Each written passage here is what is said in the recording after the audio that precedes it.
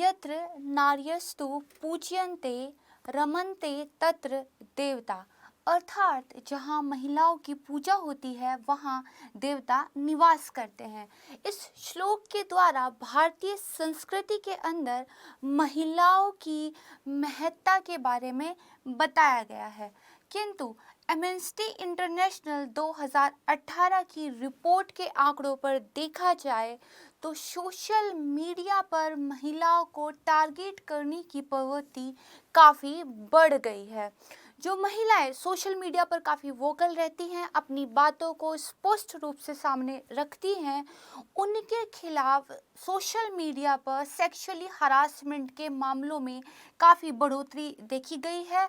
और अगर इस डेटा का फर्दर एनालिसिस करें तो महिलाओं को जो माइनॉरिटी कम्युनिटी से बिलोंग करती हैं या फिर डिसएडवांटेज कास्ट से बिलोंग करती हैं, उनके खिलाफ ये मामले ज़्यादा नज़र आते हैं। ऐसा ही एक मामला नज़र आया है जिसमें गिट हब पर, गिट या फिर आप कह सकते हैं कि गिट हब के सोर्स कोड को लेकर बनाई गई बुली बाई ऐप पर कुछ महिलाओं की तस्वीरों को साझा करके उनकी तथाकथित बोली लगाई गई है। समझते हैं क्या है ये पूरा मुद्दा और इसको लेकर गवर्नमेंट की तरफ से क्या कदम उठाए गए हैं। नमस्कार दोस्तों, मेरा नाम है प्राची। संस्कृति आईएएस यूट्यूब चैनल पर मैं आप लोगों का बेहद स्वागत करती हूँ। अगर आप लोगों ने संस्कृति आईएएस यूट्यूब चैनल को अभी तक सब्सक्राइब नहीं किया है तो उसको सब्सक्राइब कीजिएगा। अगर आप हमारे रेगुलर व्यूअर्स हैं तो आप बेल आइकन को प्रेस कर सकते हैं, जिससे वीडियो आने की अपडेट आपको तुरंत ही मिल जाएगी। इसके अलावा अपना फीडबैक कमेंट सेक्शन में आप ज़रूर दीजिए। हम लोगों की पूरी कोशिश रहेगी कि आपके सुझावों को अगली वीडियो के अंदर हम समाहित करने की कोशिश करेंगे। चलिए आते हैं आज के वीडियो पर। गिट हब का ये पूरा मामला क्या है। सबसे पहले हम जानेंगे कि क्या है ये बुली बाई ऐप और क्या है ये गिट हब। उसके बाद जो आपका सामान्य अध्ययन पेपर 3 है, जिसमें साइंस एंड टेक्नोलॉजी ये टॉपिक आपके पाठ्यक्रम का एक हिस्सा है, उसी को मद्देनज़र रखते हुए जो ओपन सोर्स सॉफ्टवेयर प्लेटफॉर्म्स हैं इनके बारे में हम विस्तार से चर्चा करेंगे, क्योंकि ये टेक्नोलॉजी का एक पार्ट हो जाता है। उसके बाद देखेंगे कि in open source software platform का क्या महत्व है और क्या डिमेरिट्स हो जाती है, ये हम समझेंगे। इन ओपन सोर्स सॉफ्टवेयर पर गवर्नमेंट की एक क्या नीति है, इसको समझेंगे। साथ में हमारे यहाँ साइबर क्राइम को लेकर कौन सी संस्था काम करती है उसके बारे में जानेंगे। आंकड़ों को इकट्ठा करने के लिए, अगर मैं स्पष्ट रूप से कहूँ तो अपराध से संबंधित आंकड़ों को इकट्ठा करने और विश्लेषण करने के लिए कौन सी संस्था जिम्मेदार है, उसके बारे में हम देखेंगे। और अंत में देखेंगे कि आखिर इस तरह के मामलों पर किस तरह की कार्रवाई गवर्नमेंट को करनी चाहिए। देखते हैं कि ये मुद्दा चर्चा में क्यों है। जनवरी 2022 में बुली बाई नाम की एक ऐप पर कुछ महिलाओं की तस्वीरों को अपलोड किया। दरअसल यहाँ पर भी आप देख सकते हैं, ये एक न्यूज़पेपर की कटिंग है। जिन महिलाओं को इसमें टारगेट किया गया था वो दरअसल सोशल इश्यूज़ पर या फिर जो पॉलिटिकल मुद्दे होते थे उन पर काफ़ी वोकल्स थी। इसके अंदर जर्नलिस्ट या आप कह सकते हैं कुछ एडवोकेट्स और कुछ एक्टिविस्ट जो महिलाएं थी उनको विशेष रूप से टारगेट किया गया है। इस केस को जो है दिल्ली पुलिस ने स्पेशल सेल साइबर यूनिट यानी intelligence fusion and strategic operation IFSO unit को ट्रांसफ़र कर दिया है। तो ये है मुद्दा जिसकी वजह से ये ऐप और सोशल मीडिया पर महिलाओं के उत्पीड़न का मामला जो है चर्चा में है। समझते हैं कि आखिर ये ऐप क्या है। देखिए, ये जो बुली बाई ऐप है ये कोई साधारण ऐप नहीं है जिसको आप प्ले स्टोर से या फिर iOS से डाउनलोड कर सकते हैं, बल्कि ये गिट हब पर जो प्राप्त ओपन सोर्स कोड उपलब्ध होते हैं उसको लेकर बनाई गई एक ऐप थी और ये वहीं पर उपलब्ध थी। इसी ऐप का सहारा लेकर जो है महिलाओं का उत्पीड़न किया गया है। कुछ इसी प्रकार का एक मामला पहले भी सामने आया था, जिसमें सुल्ली डील नाम से एक समान प्रकार की ऐप बनाई गई थी। विशेषज्ञों की माने तो दोनों ऐप्स में समान प्रकार के कोड्स का प्रयोग जो है किया गया था। इस ऐप पर भी देखिए जो है पिछले साल ये सेम जो है रीज़न की वजह से विवादों में थी और इसके बाद इस ऐप को बंद कर दिया गया था। ये तो कॉन्टेक्स्ट थी। अब हम बार बार एक वर्ड यूज़ कर रहे हैं गिटहब, या फिर हम एक शब्द यूज़ कर रहे हैं सोर्स कोड। देखिए, जब भी कोई कंप्यूटर पे आप प्रोग्राम बनता है, कोई एप्लीकेशन, कोई प्रोजेक्ट बनता है, तो उसका कोड लिखा जाता है और उस कोड के द्वारा ही उस प्रोग्राम को रन किया जाता है। ज़ाहिरी तौर पर ये जो कोड होता है पब्लिक डोमेन में नहीं होता, कॉपीराइट इस पर लगता है, क्योंकि कोड लिखने वाले का मालिकाना हक होता है उस प्रोजेक्ट पर। किंतु गिटहब नाम का एक ऐसा प्लेटफॉर्म है जहां पर इंजीनियर, सॉफ्टवेयर डेवलपर्स या कोई भी व्यक्ति किसी भी प्रोजेक्ट से रिलेटेड या किसी भी कंप्यूटर प्रोग्रामिंग से संबंधित सोर्स कोड को लिख सकता है और उनको पब्लिकली शेयर कर सकता है, ताकि पब्लिक के द्वारा उन सोर्स कोड को यूज़ किया जा सके, उसमें संशोधन किया जा सके या फिर उनका कुछ भी मॉडिफिकेशन किया जा सके। थोड़ा डिटेल में हम समझेंगे। तो देखिए, हमने पहले समझा कि सोर्स कोड क्या होते हैं। अब हम डिटेल में समझते हैं कि ये जो सोर्स कोड उपलब्ध कराने वाला प्लेटफॉर्म गिटहब है, ये क्या है। देखिए, जो गिटहब है ये ओपन सोर्स प्लेटफॉर्म है और ये अपने यूजर्स को कोई भी प्रोजेक्ट पब्लिकली क्रिएट करने का और शेयर करने का ऑप्शन देता है। ये एक वेब प्लेटफॉर्म है और इस प्लेटफॉर्म में जो डेवलपर्स होते हैं वो गिट नाम के एक सॉफ्टवेयर का प्रयोग करके अपने सोर्स कोड को अपलोड कर सकते हैं, स्टोर कर सकते हैं, प्रबंधित कर सकते हैं। अक्टूबर 2007 में जो टॉम प्रिस्टेन थे, उसके अलावा क्रिस वॉनस्ट्रेंथ, पीजे हाइट और स्कॉट चौकन थे, उनके द्वारा इसको लॉन्च किया गया था और फिर माइक्रोसॉफ्ट के द्वारा 2018 में इसको अधिग्रहित कर लिया गया था। तो यहाँ पर बात ये आती है कि जो किसी भी एप्लीकेशन, किसी भी कंप्यूटर की प्रोग्रामिंग के कोड्स को आपने जो है साझा कर दिया है, अब कोई भी व्यक्ति आकर उन सोर्स कोड को लेकर अपनी लिए जो है प्रोग्रामिंग कर सकता है, अपनी कोई ऐप बना सकता है, या फिर उस सोर्स कोड में अगर उसको लगता है कि कुछ सुधार हो सकता है तो मॉडिफिकेशन कर सकता है, उसका यूज़ कर सकता है। और लगभग 73 आप समझ यहाँ पर देखिए, करीब 73 मिलियन से अधिक डेवलपर्स जो हैं इस प्लेटफॉर्म पर गिटहब पर एक्टिव हैं, जिनके द्वारा सोर्स कोड को जो है साझा किया जाता है। अगर इंडिया के संदर्भ में बात की जाए तो यूएस और चाइना के बाद इंडिया से तीसरे नंबर पर सर्वाधिक यूज़र इस प्लेटफॉर्म पर एक्टिव हैं। अब जब कोविड-19 के समय में गवर्नमेंट ने आरोग्य सेतु ऐप को लॉन्च किया था, तो ये सवाल उठाए जाने लगे थे कि आखिर ये किस प्रकार का डेटा यूजर्स से लेता है। इन सवालों के उठने के बाद गवर्नमेंट ने आरोग्य सेतु ऐप के जो सोर्स कोड थे उनको भी सूत्रों की माने तो गिटहब पर फिर अपलोड किया था। यहाँ तक आप कॉन्सेप्ट जो है समझ गए होंगे। एक साधारण सी भाषा में मैंने आपको समझाने का प्रयास किया है। नेक्स्ट हम देखते हैं कि गिटहब पर कौन हो सकता है। कोडर्स, सॉफ्टवेयर डेवलपर्स या इंजीनियर्स या कोई भी आम आदमी गिटहब पर एक फ्री अकाउंट खोल सकता है।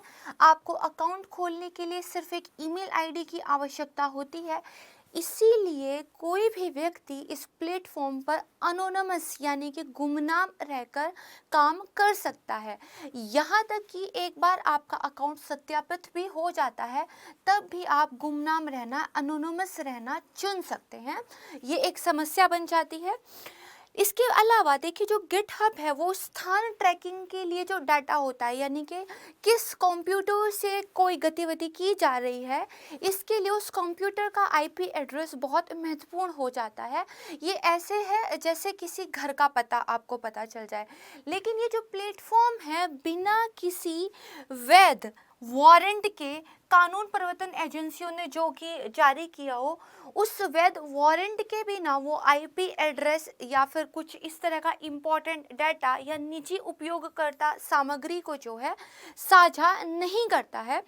इसकी वजह से किन व्यक्तियों का हाथ था किसी गैर कानूनी गतिविधि में, ये पता लगाना मुश्किल हो जाता है। जैसे सुल्ली बाई ऐप के समय भी, सुल्ली बाई नहीं सुल्ली डील्स उसका नाम था, सुल्ली डील्स ऐप के समय में भी वो ऐप तो बंद कर दी गई थी, परंतु उसके जो प्रयोगकर्ता थे उनके बारे में डाटा इस प्लेटफॉर्म के द्वारा साझा नहीं किया गया था। और अगर अभी बुली बाई की भी बात की जाए तो गिटहब की तरफ से एक स्टेटमेंट तो जारी किया गया है जिसमें उन्होंने कहा है कि हम कानूनी रूप से जो पालन करने वाली गाइडलाइंस हैं उनको फॉलो करते हैं, और अगर हमें कुछ भी इस तरह के रिपोर्ट्स मिलते हैं जो संदेहजनक हैं तो हम उन पर कार्रवाई भी करते हैं। और उन्होंने इस ऐप को भी बंद करने की जो है एक तरीके से बात कही है, किंतु उन्होंने अभी तक उस ऐप के पीछे कौन लोग जिम्मेदार हैं इसका डाटा नहीं दिया है। तो यहाँ तक हमने समझा कि सिर्फ एक ईमेल एड्रेस ही काफ़ी है यहाँ पर डाटा बनाने के लिए। अब बात करते हैं कि ये जो ओपन सोर्स सॉफ्टवेयर प्लेटफॉर्म्स होते हैं ये क्या है। देखिए ये कंप्यूटर सॉफ्टवेयर है जिसको एक लाइसेंस के तहत जारी किया जाता है। इस लाइसेंस में ये बहुत टाइप्स के होते हैं, लेकिन मोटे तौर पर इस लाइसेंस में ये एक तरीके से आप कह सकते हो परमिशन होती है कि इन सोर्स कोड्स का जो है आप यूज़ कर सकते हैं, यानी कि ये ओपन होते हैं आपके लिए।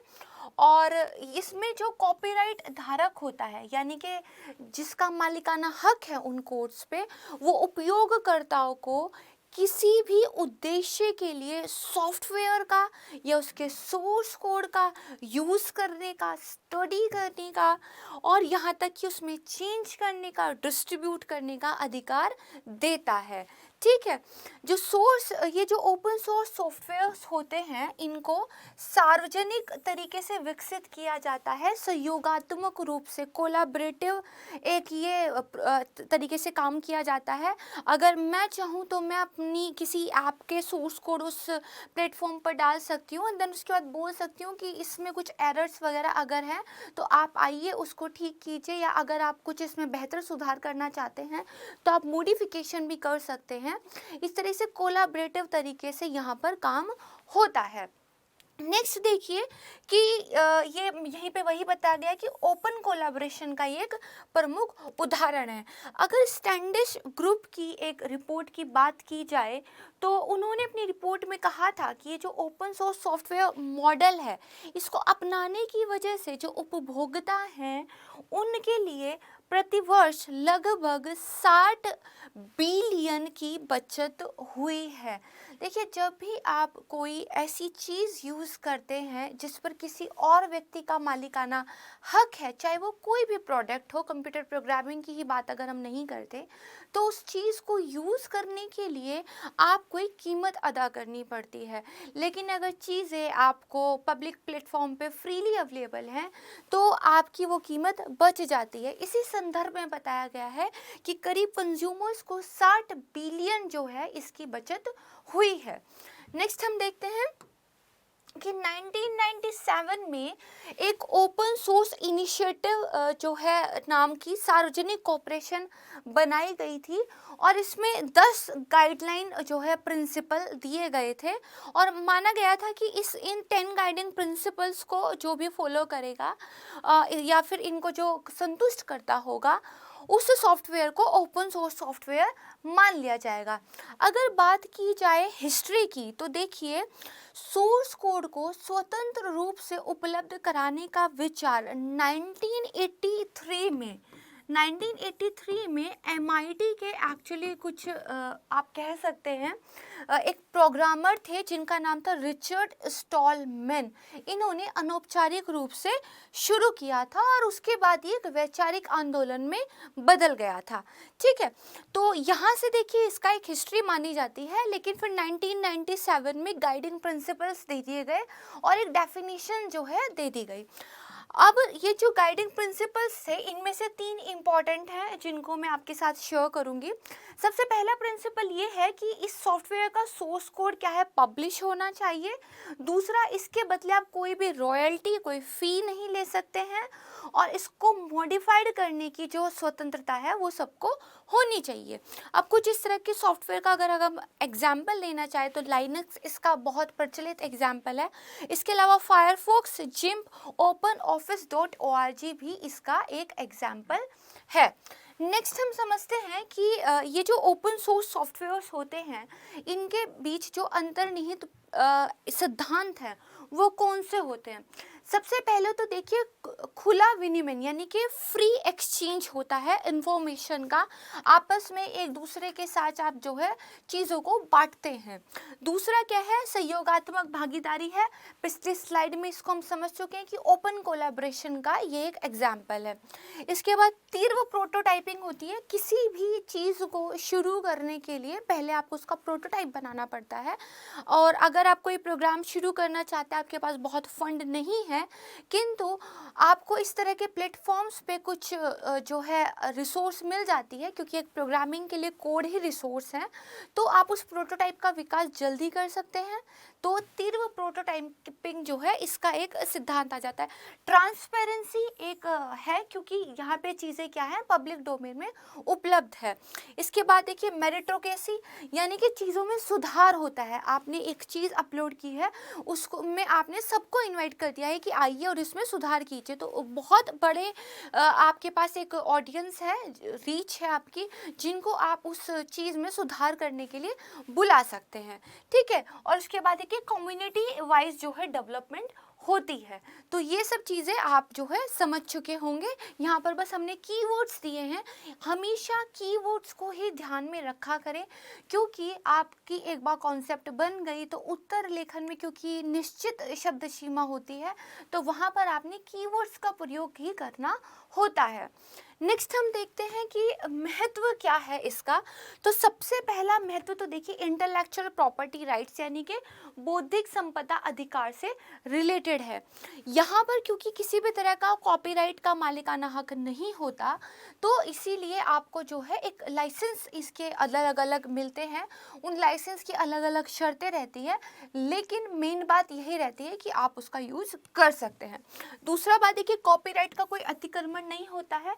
अगर आप किसी भी कंप्यूटर प्रोग्राम वगैरह को, जैसे आप विंडोज़ यूज़ करते हैं तो हर कंप्यूटर के लिए आपको विंडो परचेज़ करनी पड़ती है। अगर आप करप्टेड विंडो यूज़ करते हैं तो ये एक तरीके से कॉपीराइट का उल्लंघन है और इसके लिए आपको जेल भी हो सकती है, हर्जाना भी भरना पड़ सकता है।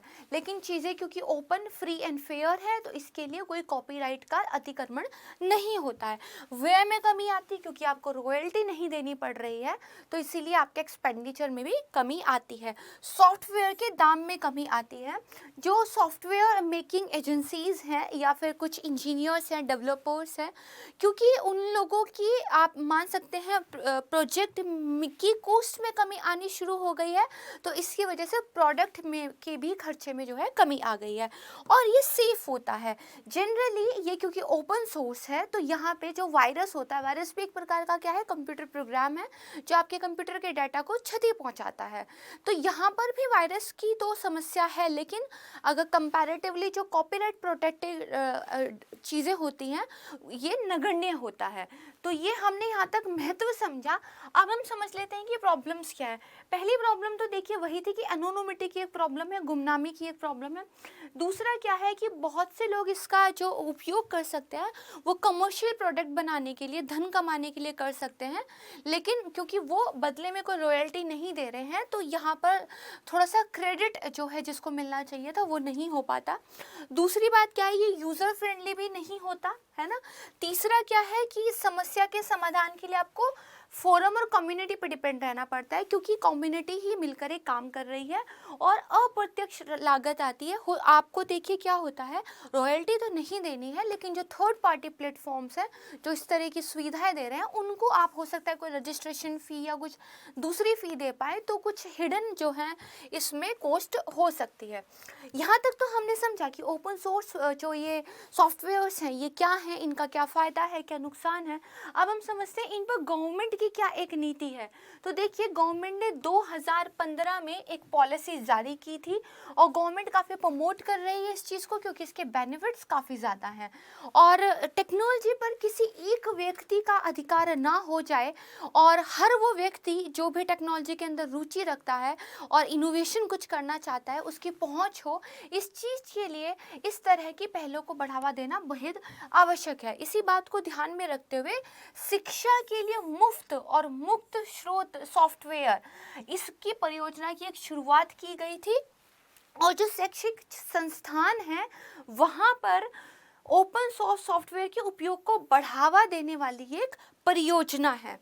इसी को बढ़ावा देने के लिए गवर्नमेंट टेक 3.0 का भी ये एक हिस्सा है। गवर्नमेंट टेक 3.0 के अंदर गवर्नमेंट ओपन डिजिटल जो एक इनिशिएटिव है उसको लेके आ रही है, जहाँ पे डिजिटल कॉमन्स का कॉन्सेप्ट एक गवर्नमेंट लेके आई है। देखिए, हवा पानी ये सब क्या है, कॉमन्स है, सबके लिए उपलब्ध है।